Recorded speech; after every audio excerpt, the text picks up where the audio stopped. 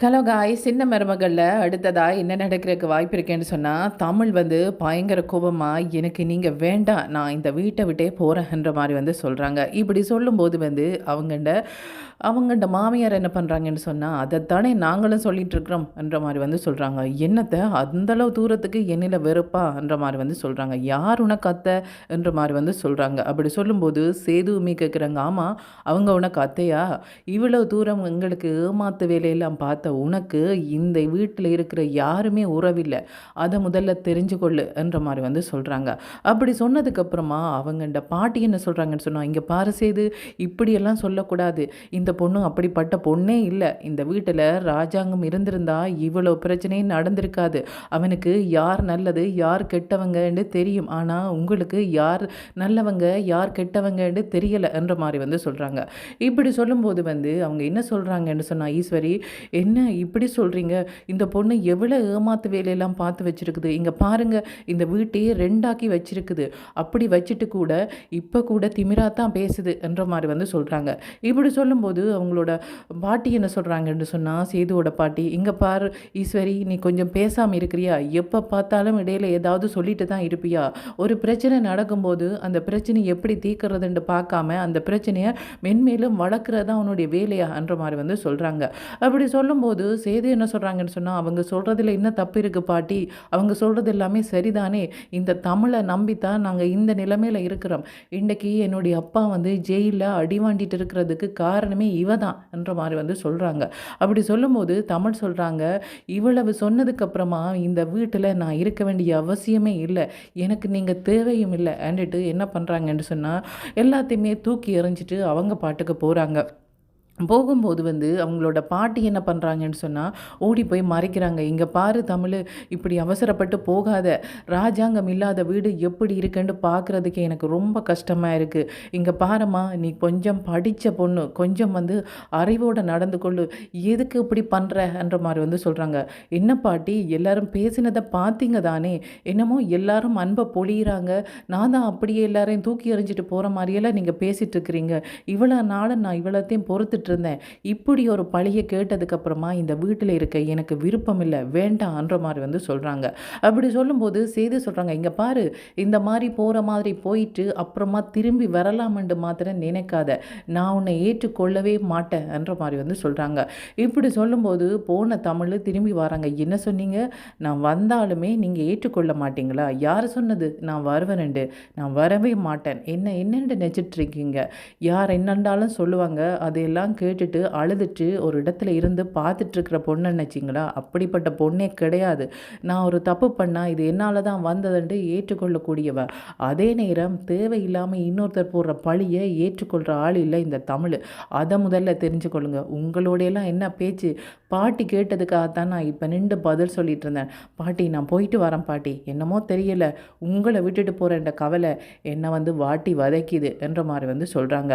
அப்படி சொல்லிட்டு மாமா என்ன நிலைமையில் இருப்பாங்களோ தெரியல, மாமாவுக்கு கண்டிப்பாக தெரியும் நான் இதை பண்ணியிருக்க மாட்டேன்னு சொல்லி, ஆனால் இங்கே இருக்கிறவங்களுக்கு எதுவுமே புரியலை, யாரை நம்பிக்கையாக நான் இவ்வளோ காலம் வாழ்ந்துட்டு இருந்தேனோ அவங்களுக்கே புரியலை, மற்றவங்களுக்கெல்லாம் இங்கே புரிய போகுது என்றிட்டு அவங்க பாட்டுக்கு போகிறாங்க.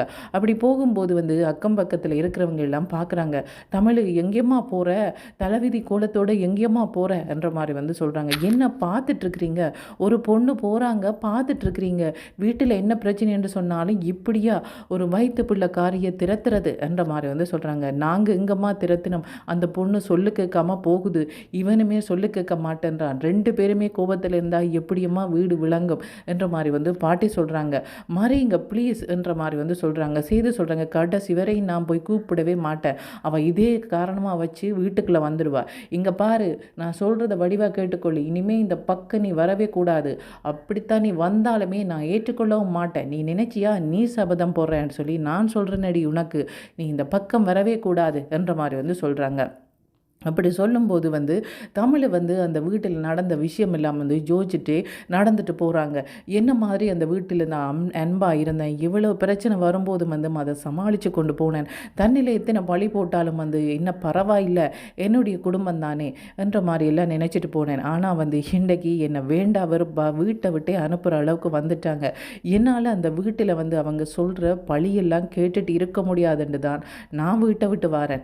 ஆனால் என்னுடைய ஹஸ்பண்ட் இந்த மாதிரி பண்ணுறதுக்கு என்ன காரணம் புரியலை, யார் இப்படியெல்லாம் பண்ணுறாங்க, கடவுளை இதை நீ காட்டி கொடுக்க மாட்டியா, சரி நீ காட்டி கொடுத்தாலுமே நான் இனி திரும்ப வரப்போகிறது இல்லையப்பா என்ற மாதிரி போகிறாங்க. போகும்போது அவங்களுக்கு சரியாக தலை சுற்றுது. அப்படி இருக்கும்போது அவங்க என்ன பண்ணுறாங்கன்னு சொன்னால் ஒரு மரத்துக்கு கீழே உட்காந்துருக்குறாங்க. உட்கார்ந்துருக்கும் போது என்ன நினைக்கிறாங்கன்னு சொன்னால் வீட்டிலேயே சரியான கஷ்டம், இப்போ நானும் இப்படி போனால் அவங்க என்ன பாடுபடுவாங்க, என்ன பண்ணுறது, எங்களை மாதிரி பொண்ணுங்களுக்கு வேறு வழி என்ன, வீட்டை தானே போக முடியும், இந்த மாதிரி திறத்தினா எங்கே போகிறது, என்னுடைய படிப்பை பற்றி நான் யோசித்தா இங்கே அவங்க என்னை வீட்டை விட்டு அனுப்புறதை பற்றி யோசிச்சுட்டு இருக்கிறாங்க. அவங்க யாருன்றதை கண்டுபிடிக்க துப்பில் என்னை ஏமாத்துறதையே வேலையாக வச்சுக்கிறாரு இவர் என்ற மாதிரி சொல்லிட்டு சரி போகலாம் என்ற மாதிரி போகும்போது அவங்களால முடியாமல் இருக்குது. அவங்க அதிலேயே உட்கார்ந்துருந்து அந்த வீட்டை தூரத்தில் இருந்து பார்க்குறாங்க.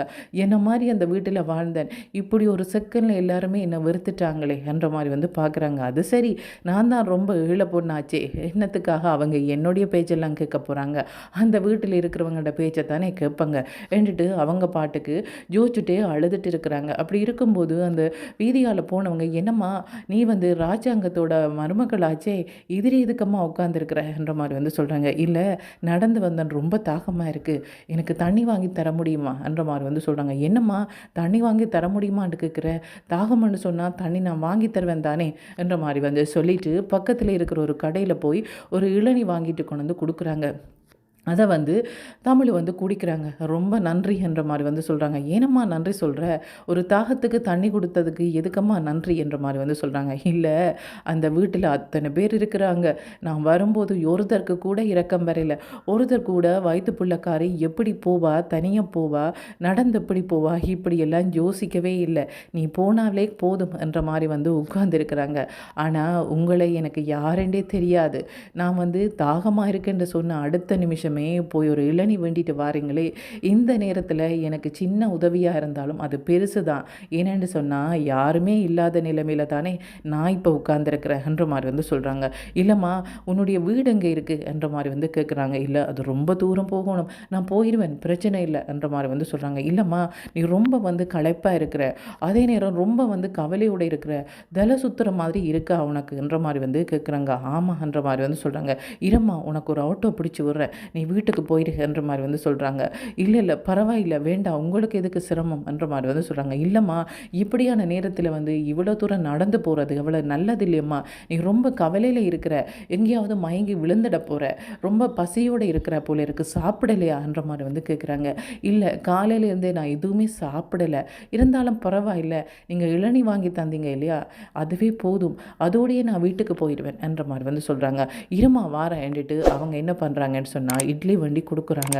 இல்லைம்மா வேண்டாமம்மா, எனக்கு இதுவே போதுமன்ற மாதிரி சொல்கிறாங்க. இரம்மா சாப்பிடு, உன்னுடைய அம்மாவாக இருந்தால் நீ வேண்டான்னு சொல்லுவியா, உன்னுடைய அம்மாவாக நினைச்சு நான் தாரத்தை சாப்பிடு என்ற மாதிரி அவங்களே அந்த இட்லியை யாருக்கு தமிழுக்கு ஊட்டி விடுறாங்க. தமிழ் அப்படியே பாசமாக பார்க்குறாங்க. இப்படிப்பட்ட மனசருமே உலகத்தில் இருக்கத்தான் செய்கிறாங்க. யார்கிட்டே தெரியாதவங்க ஒரு கடையில் வரும்போது அவங்களுக்கு இளநீ வேண்டி கொடுத்ததும் இல்லாமல் சாப்பாடுமே கொடுக்க நினைக்கிறாங்க. ஆனால் கடைசி வரையும் எங்களோட உறவுண்டு வரவங்கன்னு நினைச்சவங்க எங்களை தெருவில் விட்டுட்டு வீட்டில் இருந்து வேடிக்கை பார்க்குறாங்க. என்ன உலகம் இது, யாரை நம்புறது யாரை நம்பக்கூடாதுன்னு கூட தெரியல என்ற மாதிரி நினைக்கிறாங்க. என்னதான் பண்ணுறது, மாமா இப்படி இருக்கிறாங்களோ தெரியல, அவங்களையே வேண்டாண்டுட்டு வந்துட்டேன், இனி அவருமே அப்படித்தான் சொல்லுவாரோ யாருக்கு தெரியும் என்ற மாதிரி நினைக்கிறாங்க. இப்படி இருக்கும்போது அந்த அம்மா என்ன பண்ணுறாங்கன்னு சொன்னால் தமிழுக்கு ஒரு ஓட்டோ பிடிச்சி விடுறாங்க. தமிழ் சொல்கிறாங்க இல்லை வேண்டாம்னு சொல்லி. இல்லைம்மா நானுமே உன்னோட கூட வாரேன், எனக்கு என்னமோ உன்னை தனியாக விட்டுட்டு போக விருப்பம் இல்லை என்ற மாதிரி சொல்லிவிட்டு அவங்களோட ஓட்டோவில் ஏறி போகிறாங்க.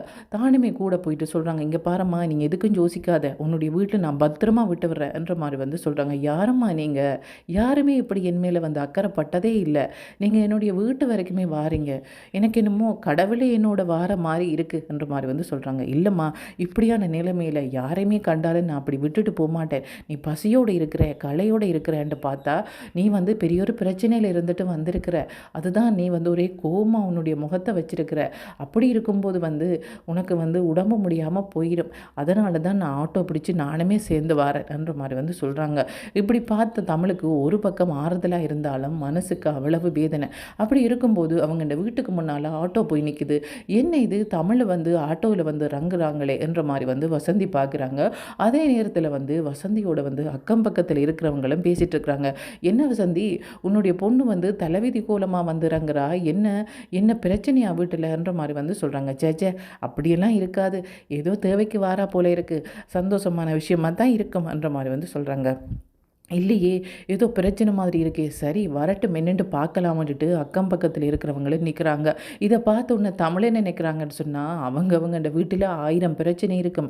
அதெல்லாம் பார்க்குறதுக்கு காணாமல் எங்கட வீட்டில் என்ன நடக்குதுன்னு பார்க்குறதுக்கு வாசல்லையே காத்துட்ருக்குறாங்க. சரி பரவாயில்லை, நானும் என்னுடைய நிலைமையும் அப்படியா போச்சே அண்டுட்டு வராங்க. அப்படி வரும்போது வசந்தி ஓடி போய் கட்டி பிடிக்கிறாங்க. என்னம்மா தமிழ், என்ன இது கூலம், நீ இப்படி வந்ததே இல்லையே, என்னாச்சு, மாப்பிள்ளை எங்கன்ற மாதிரி வந்து கேட்குறாங்க. அவர் வரையிலேயம்மா, இனிமேல் வரவும் மாட்டார் என்ற மாதிரி வந்து சொல்கிறாங்க.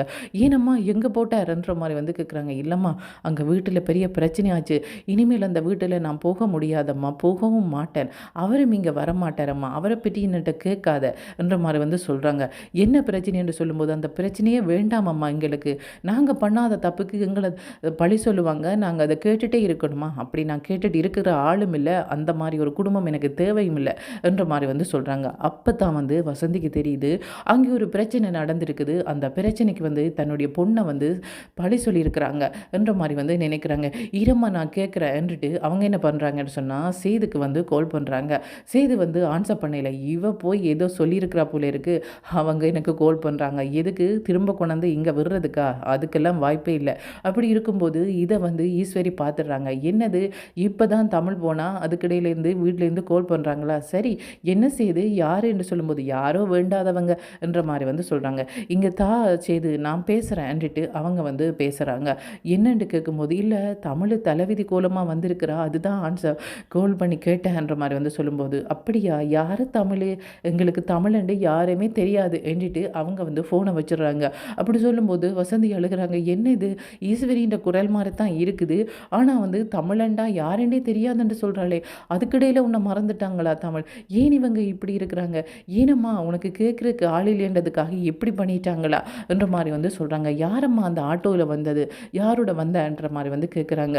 அவங்கள கூப்பிடுங்கம்மா உள்ளுக்குள்ள, அவங்கள கூப்பிட்டு தண்ணி சாப்பாடெல்லாம் கொடுங்க, எனக்கு அவங்க வந்து இளநீ வாங்கி தந்து சாப்பாடெல்லாம் வாங்கி தந்தது மட்டும் இல்லாமல் ஒரு ஓட்டோ பிடிச்சி என்னை வீடு வரைக்கும் கூட்டி கொண்டு வந்து வீட்டிலையும் விட்டுட்டு போகிறாங்க. இப்படிப்பட்டவங்களை நாங்கள் விடக்கூடாது, இப்படியான நல்ல மனுஷரை நாங்களுமே வந்து நல்ல மாதிரி கவனிக்கணும் அம்மா, கூப்பிடுங்கம்மான்ற மாதிரி வந்து கூப்பிடுறாங்க. கூப்பிட்டதுக்கப்புறமா தமிழ் சொல்கிறாங்க. ஏனென்று சொன்னால் நாங்கள் ரொம்ப ஏழை தான், இருந்தாலும் வந்து எங்களோட வசதிக்கு ஏற்ற மாதிரி சாப்பாடு வீட்டே இருக்கும், சாப்பிட்டுட்டு போங்கன்ற மாதிரி வந்து சொல்கிறாங்க. இல்லைம்மா, எனக்கு எதுவுமே தேவையில்லை, உன்னை பத்திரமா குழந்தை விட்டதே போதும், நான் போயிட்டு வரேன் என்ற மாதிரி வந்து சொல்கிறாங்க. தண்ணியாவது குடிச்சிட்டு போங்க என்ற மாதிரி வந்து சொல்கிறாங்க. சரி என்று சொல்லி அவங்க தண்ணி வாங்கி குடிச்சிட்டு போகிறாங்க. இதுக்கப்புறமா தமிழுக்கு அந்த அம்மாவை பார்க்க ஆசையாக இருக்குது, யார் இவங்களோ தெரியல என்ற மாதிரி வந்து நினைக்கிறாங்க. அவங்க ஒரு விதத்தில் நினைக்கிறாங்கன்னு சொன்னால், நான் கடவுளில் கும்பிட்டுட்டு வந்தது கடவுள் தான் என்னோட பின்னாடி வந்திருக்கிறாங்களோ என்ற மாதிரி வந்து நினைக்கிறாங்க. இப்படி ஒரு மனுஷரை பார்க்க ஆசையாக இருக்குது, அதே மாதிரி அந்த குடும்பத்தில் இருக்கிறவங்கள பார்க்க வெறுப்பாக இருக்குது, என்ன இது உலகம் என்ற மாதிரி வந்து பார்க்குறாங்க. இதுக்கப்புறமா வந்து ராஜாங்கத்துக்கு இந்த விஷயம் கேள்விப்பட்டோன்னா, ராஜாங்கம் இல்லை தமிழ் அப்படிப்பட்டவே இல்லை, எதுக்காக தமிழை வீட்டை விட்டு அனுப்பினீங்கன்னு கேட்குறாங்களா, அல்லது போனால் தமிழ் தான் இதை பண்ணியிருப்பாங்கன்னு சொல்லி அவங்களுமே பழிய போடுறாங்களான்றதை காய்ஸ் வெயிட் பண்ணி தான் பார்க்கணும். ஓகே, தேங்க்யூ, பாய்.